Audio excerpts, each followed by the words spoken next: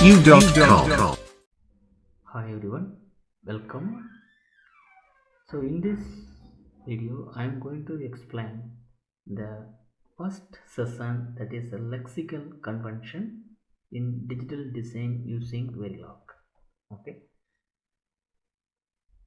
if you are new to my channel, please subscribe and like. Okay, right. First, we are going to see the lexical conventions.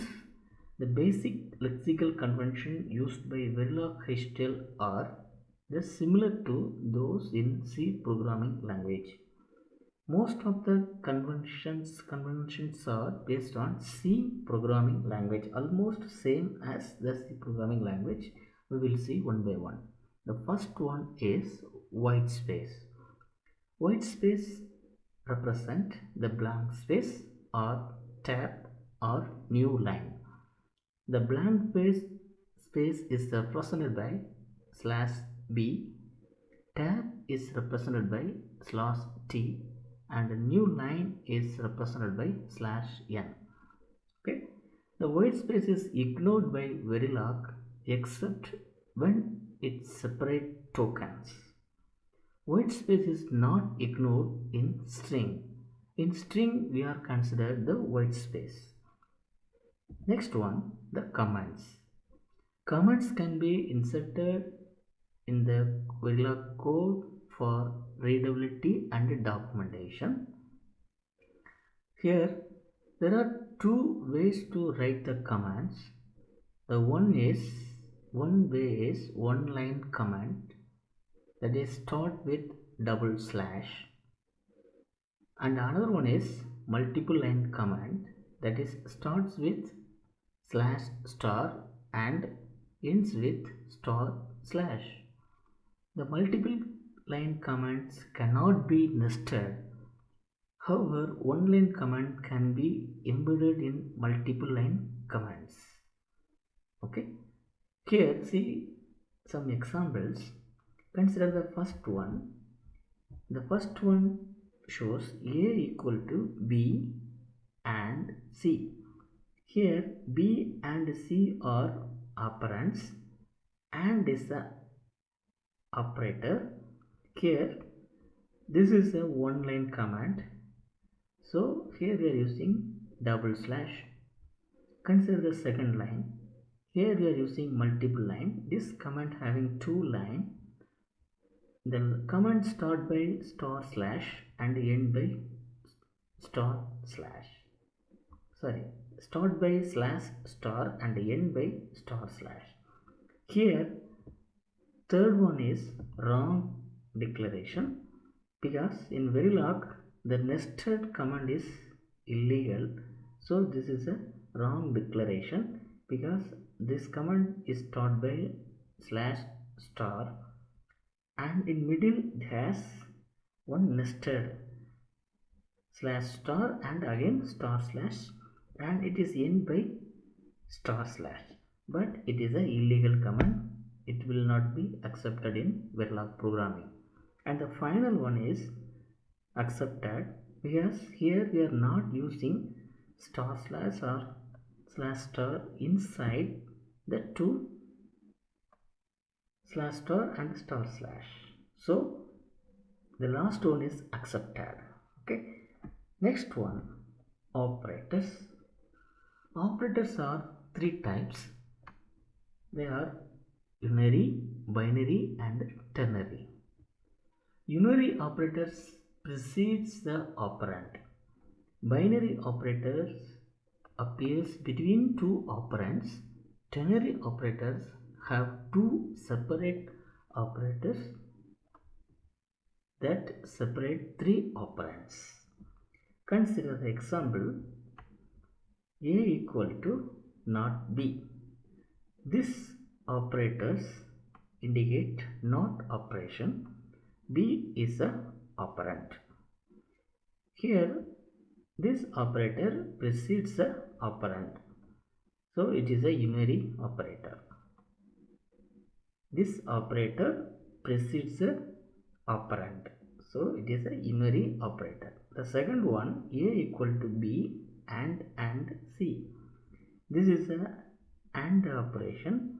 Here the operators between two operands B and C. So it is a binary operator. It is a binary operator. Next one, A equal to B question mark C colon D. Here we have a three operands. Three operands are separated by two operators question mark and colon. So this line indicates the conditional equation. Here if the B is true, then A equal to C. If B is false, A equal to D. So this is a conditional operators. So we will discuss later in detail. Next one is the number specification. How the number is specified in Verilog programming. Here the number is specified in two ways. One is sized number, another one is unsized numbers. First we are going to see the sized number specification. The sized numbers are represented as size, then one mark, then base format, after that number. The size is written only in decimal and specifies the number of bits in the number. The legal base format are decimal. So the decimal base format is represented by D. Hexadecimal base format is represented by small h or capital H. Binary base is represented by small b or capital B. Octal is represented by small o or capital O. Okay. The number is specified as consecutive digits from 0 to 9 and A to F. Only the subset of these digits is legal for particular base. Uppercase letters are legal for number specification. Okay. So in number specification, first we have to represent the size of the number. It is by a decimal number. After that, the base format. Base format is via English letter. If it is a binary, we can use B. If it is octal, we can use O. If it is a hexadecimal, we can use H. Then finally, we have to specify the number. See the examples. First one, 4, then in quotation B, then 1111. So this is a 4-bit binary number. Okay. Then second one, 12, HABC. It is a 12-bit hexadecimal number. ABC is the hexadecimal number. Each digit carrying 3-bit binary. So totally 3 cross 4 equal to 12 bits. Similarly, it is a 16-bit. It is a 16-bit decimal number. Okay. So here D represent decimal number.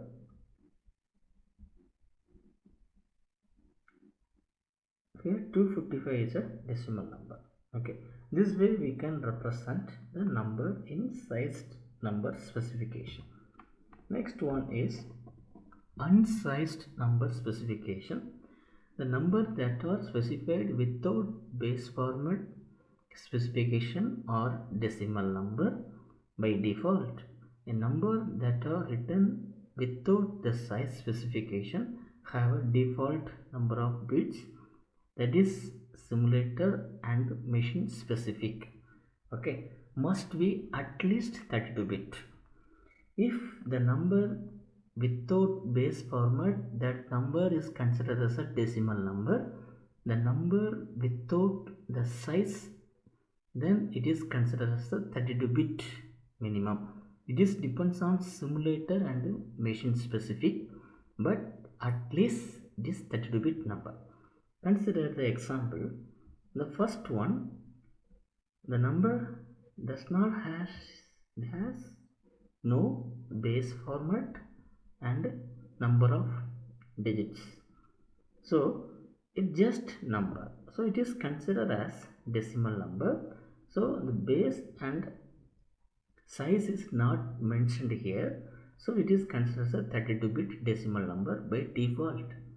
Second one, here the size is not mentioned but base is mentioned, that is a hexadecimal number, it is C3. This is a 32-bit hexadecimal number because the size is not mentioned. Next one is also 32-bit octal number because it is size is not mentioned. Okay, size is not mentioned but base is mentioned here. So this is the unsized number specification.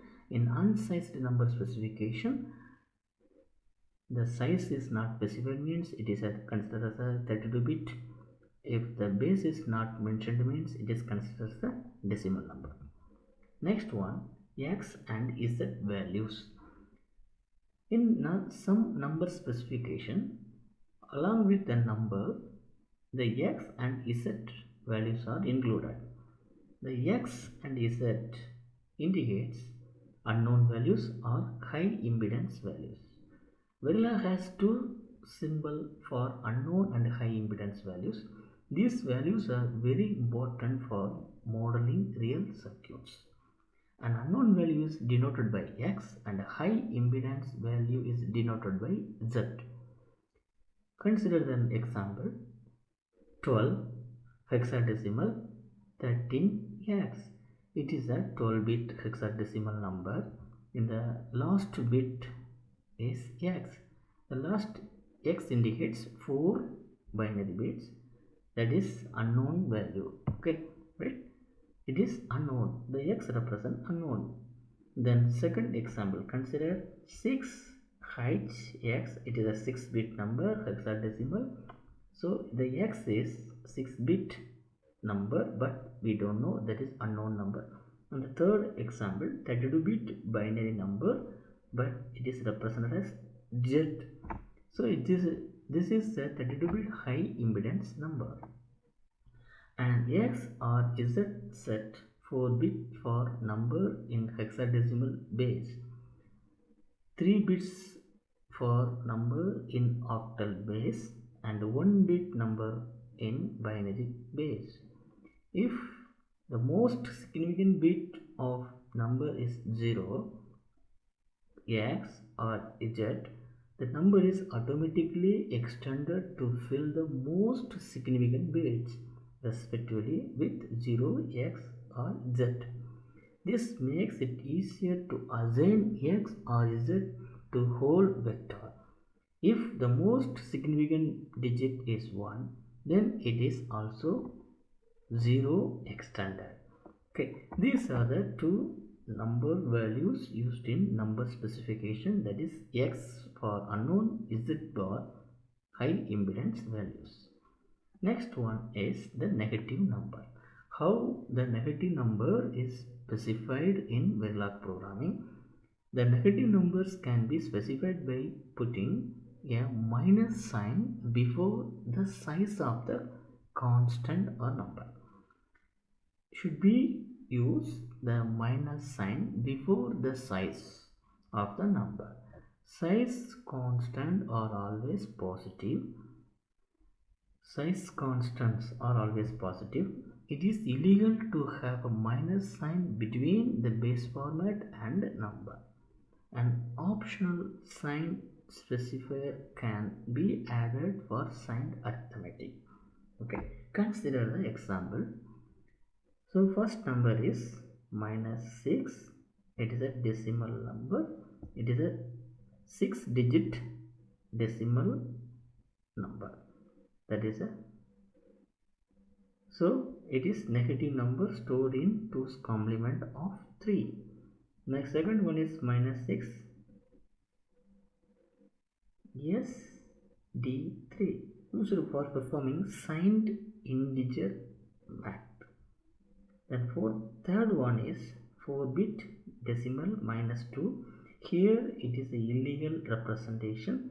So the minus sign is present between the base format and number. It is not correct. It's a illegal specification. Okay. Next one is the strings.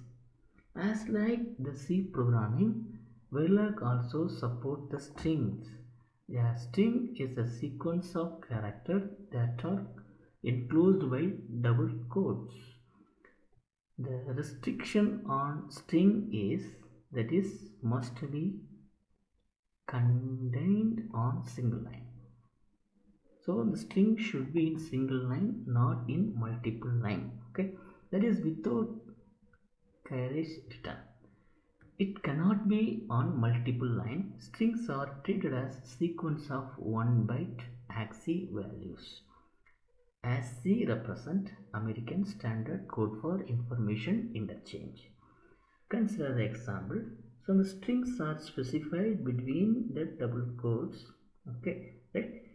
Then here also it's a string. Okay, we are using a bar b. Okay, it is also considered as a string. Okay, so the strings are specified in the double quotes, but here it must be in single line. Multiple line is not possible in strings. And next one we are going to see the identifiers and the keywords. What is identifiers and what is keywords? Keywords are special identifiers reserved to define language constructs. Keywords are in lowercase. A list of all keywords present in the next slide. Okay, let us see later. Identifiers are the name given to object so that they can be referred in the design.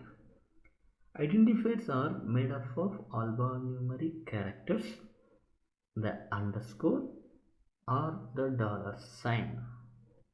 Identifiers are case sensitive. Identifiers start with alphabetic character or an underscore. They cannot start with digit or dollar sign. If the dollar sign as a first character is reserved for system tasks, which are explained later. Okay, so here the identifiers are the name given to the object. Okay, it is by the alphanumeric character or underscore or dollar sign. The identifier cannot start with number. It can start with underscore or numeric alphanumeric characters. If it is start with dollar sign, then it is considered as a system task. Okay, we cannot use dollar sign always for all the identifiers. It is already reserved for some system tasks. Consider the example reg space value. Here the reg is a keyword that indicates a register. It can store some value. Then value is a identifier. It is just like a variable. Identifier is just like a variable in C programming. Okay, reg is a keyword, value is the identifier. Similarly, second one, consider input space clk clock.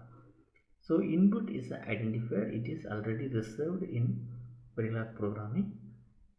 CLK is the variable or identifier. The input is a keyword. Okay, already reserved in Verilog programming. Clock is the identifier. Okay, CLK is the identifier. So we can give any name in the place of identifier, but we cannot change the keywords. Keyword is a fixed one. It is already feeded to the Verilog simulator. Okay, right. These are the some identifiers. Here, each word represent one. It is not identifier. These are the keywords. Each word represent one keyword. Always is one keyword.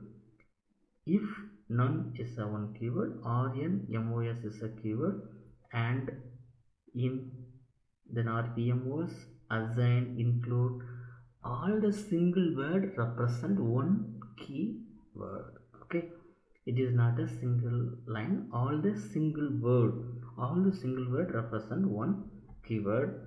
These are the keywords used in the Verilog programming. Okay. Next one is escaped identifiers. The escaped identifiers begin with backslash and end with white space. White space are space tab or new line. All characters between the backslash and white space are processed as escaped identifiers. Any printable ASCII characters can be included in escape identifiers. Neither the backslash or nor the terminating white space is considered to be part of the identifier. Okay, so see the example. Here backslash is there, a plus b minus c, but here the white space is there. This is a escaped identifier. Okay, then second one is also escaped identifiers. Then the lexical conversion has been completed. In next video I will discuss about the data types of Verilog programming. Okay, thanks for watching.